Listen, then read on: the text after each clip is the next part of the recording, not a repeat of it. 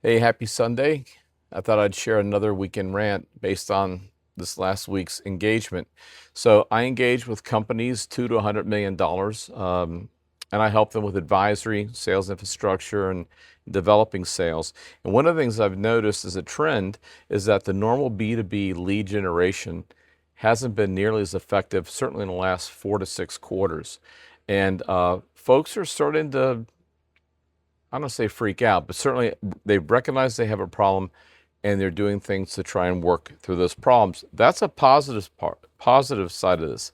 But when that revenue slows down, there starts to be real consequences of the revenue slowdown. They tend to react in interesting ways.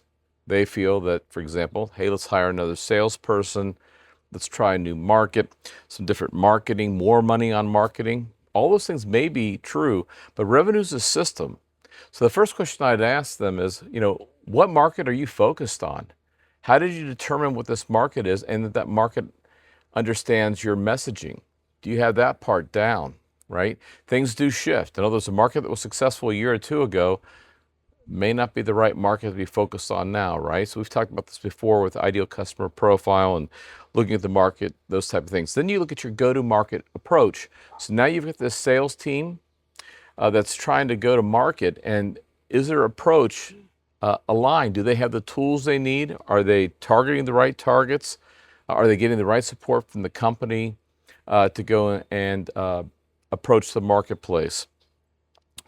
And I would tell you that if those things are working, if you've actually started seeing traction along the lines of you've got a clearly articulated message, you've got the right validated market that you're going after, and the salesperson is still struggling with this issue with the market being correct, the weak messaging being addressed through marketing, and a poor offer has been eliminated as a possibility, then you may have the wrong people, right? So that's a whole nother aspect.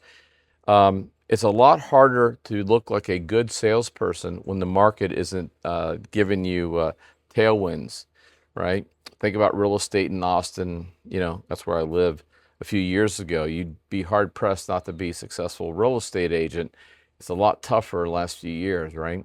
That's an example of things shifting drastically, and maybe folks that were in that market weren't really motivated to do things necessary to be successful. So we do have to look at the people, right?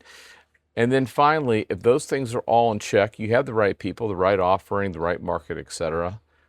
Now's the time to go back and look at your pricing strategy. If people pretty much understand what you're talking about and they should be buying from you and they're not, maybe there is something where you're not getting the economic message through, or it's not clear to them via performa or however they're approaching it. So we've now talked about the idea of the market.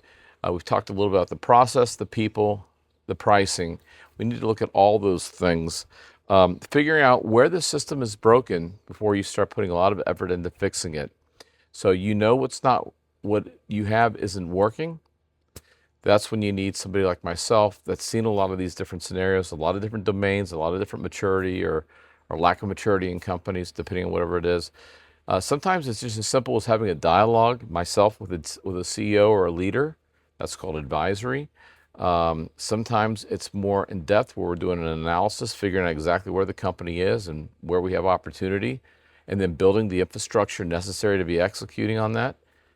And finally, it may be that it's time to recognize that you need a sales leader, a professional sales leader that can come in here, not only do all these things, but also lead the team into new segments or into the segments they have, whatever it is we decided. So that's what I'm offering you is a way to get out of this hole, because it doesn't get better on its own.